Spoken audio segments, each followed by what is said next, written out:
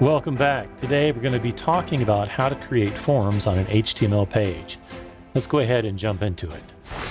The form tag allows the web browser to submit information from the user to the server. The form tag has two primary attributes, the action attribute and the method attribute. Now, the action attribute indicates the URL where the form data should be sent. Typically, the URL uses HTTPS so that the form data is encrypted. The method attribute indicates the type of HTTP request that the browser will use to communicate with the server. There are many different HTTP method types, but we're only concerned for this tutorial with either the GET or the POST. When you do not specify the HTTP type attribute within a form, the GET type is the default method if no method type is specified. Let's open Atom and demonstrate a very basic HTML form. In Atom, open a blank HTML page. Here I've already opened a blank index.html. We'll let Atom do some of the hard work for us. We'll type HTML, hit enter. And in the body tag, we'll type form and hit enter. And you notice right away that Atom has pre-populated this form tag with three attributes. We have the class attribute, which is left blank. We'll go ahead and delete that for now. It has an action attribute, which is set to a URL of index.html, referring to itself. We have the method attribute, which is the HTTP type. It's listed as post. We'll go ahead and delete that. And remember, if we deleted the method attribute, the default will be the HTTP type of GET. Let's go ahead and add two other elements here to our form. We're going to first do this by separating our content into divs. And we'll create a label. And in the label, we'll call this first name, colon. And I'm going to make my for attribute here reference an ID of the input that we're going to create in a minute. So I'm going to call this first dash name. An important thing to remember is when you create IDs, the general practice, if they are two words, you separate them by dashes. However, as we're creating inputs, the input also requires a name. And the general consensus here is that these should be separated by underscores. So we'll say first underscore name. And then we'll create the ID to match our for attribute. And this will be first dash name. So what we have is an ID that is referenced by the for attribute up here. We'll explain more of that later on in another video. But for now, just remember the practice of how we've done this. For IDs and for the for attribute, you separate values by dashes, and the general practice for names is you separate them by underscores. Go ahead and create another div. Inside of this, we'll create a label, and inside the label, we'll create grade, and up here, we'll use lowercase grade. Create another input, leave the type as text. We'll keep the value here as grade, and we'll create an ID. We'll call this grade. And because grade is a single word, we don't have to separate it by underscores or IDs. It's okay for these to be identical. And then the last element that we're going to create on our form is the submit button. We'll use input, we'll change the type to submit, and we'll delete the name and the value, and we'll save it. Let's talk about the GET method. When you submit a GET method, it modifies the URL of the HTTP request and separates the internal form input elements into a data string called a query string. The query string is made up of a URL followed by a question mark, which is the action URL, and then divided into a set of name-value pairs, which are separated by the equal sign. Each name-value pair, the name equals value, these pairs are separated from other name equal value pairs by an ampersand character. Okay, we're going to open up this index.html in Chrome, but I want to show you a quick way we can do this. We're going to right-click, go down to Reveal in Finder, and in Windows, it should say Reveal in Explorer. Click on it, Then we're going to find the file here, which is the file we've been working on. We'll double click, and this will bring up the index.html in Chrome. We're going to go ahead and click function F12. This will bring up the developer tools for Chrome. Make sure that the network tab is selected. We'll go ahead and fill in the first attribute with my name, or it could be your name. And I'm going to put 12 and click submit. You'll notice over here in the network section that it shows that the item name that was submitted, we'll click on it, and we're going to see that the request URL for a get type submission is here. See the question mark? First name equals Michael, ampersand, grade equals 12. And as well, we can look at the query string parameters. We can see first underscore name and grade underscore 12, which matches what we've seen over here, first underscore name and grade. Okay, you can also click on the view source, which gives you again a partial of the query string. Because submitting form data within the get method places the form data in the URL, the data is visible to anyone who sees the URL. The get method should not be used to submit private information like phone numbers, credit card information, and etc. This is where using the HTTP post type rather than the get type is better for sending sensitive data. Let's go ahead and talk about the post method.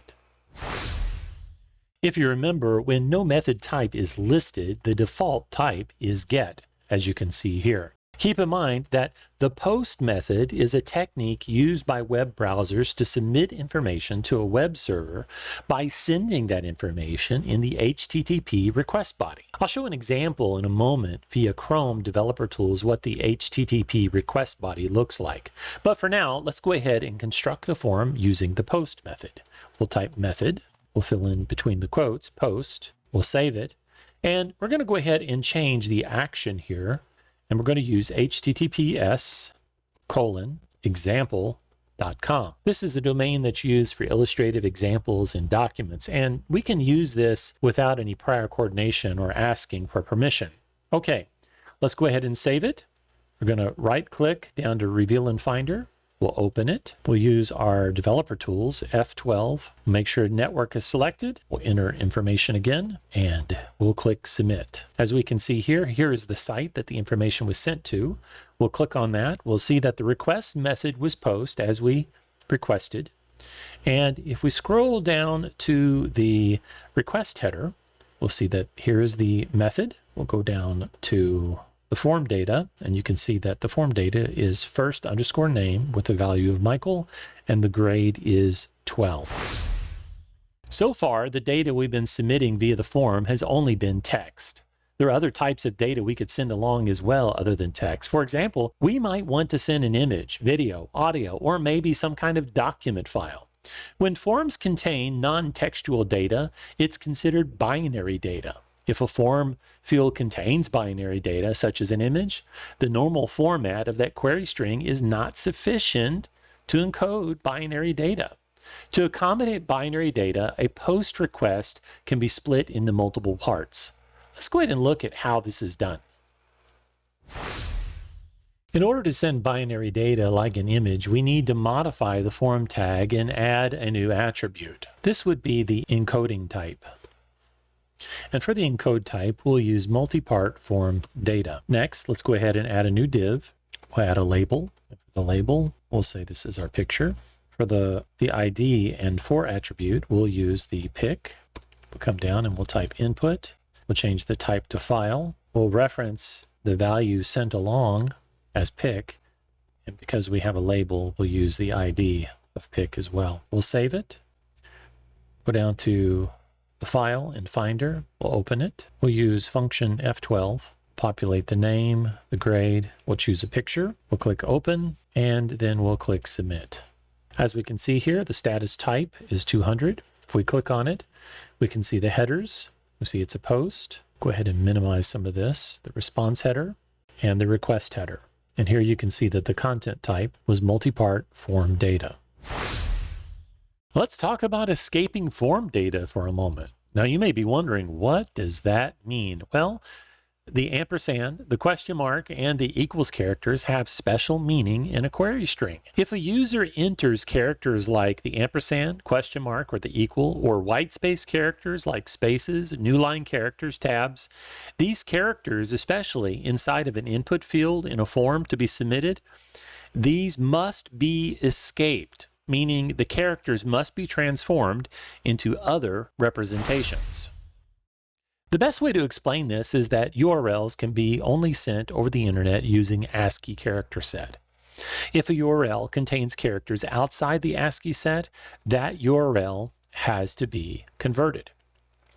URL encoding converts non-ASCII characters into a format that can be transmitted safely over the internet.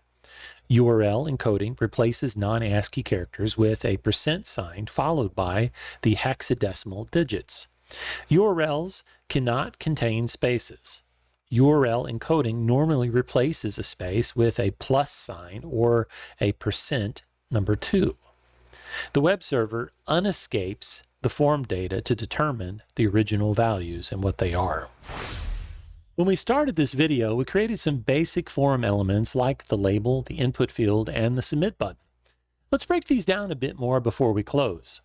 In general, when we talk about individual elements on a HTML form, we call these widgets. A widget, which is an interactive component that is usually graphical, that the browser uses to interact with the user. These could be buttons, drop-down menus, data entry fields, and so on. Let's look at Atom for a moment and view some of the types that we've created, as well as a few more.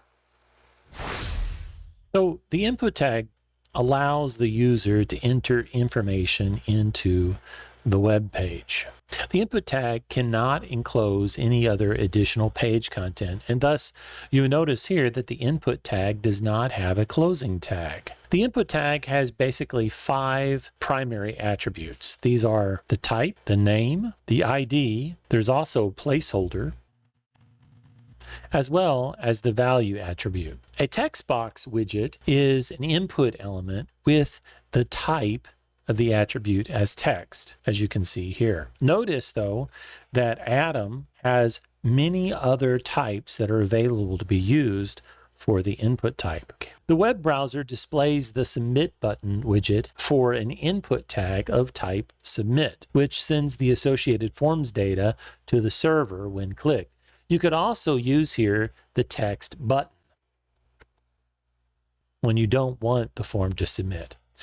The other thing is that the value attribute on the submit button determines the text to be displayed. For example, we could change the value here to be click enter, and this would be the text that's displayed. By default, the input type submit will display submit if no value is listed. The last few types of widgets that we'll consider in this video are labels and text area. Now, when we began, we used the label, and as you can tell, the label tag displays the descriptive text associated with a specific widget. A label has a for attribute, and the for attribute aligns to the value ID of the input it's associated with, and they must match. For example, up here, the label has a for attribute of first dash name, and this aligns to the ID of first dash name. A moment ago, we looked at the input type of text. This field is designed for a single line entry, but sometimes you might want to offer multi-line entry, and this is where we would want to use the text area widget. To use the text area widget, you would type text area and hit enter. You'll notice that it has a name attribute. It has a rows and a columns attribute. The rows attribute determines how many rows the text area will have. The columns specify the size of the text area. Okay, that's it for this video. In the next video, we'll look at a few more form element widgets. Please don't forget to like and subscribe so you can be alerted to all the new content I'm putting together for this course. All right, thanks for watching. I'll see you soon.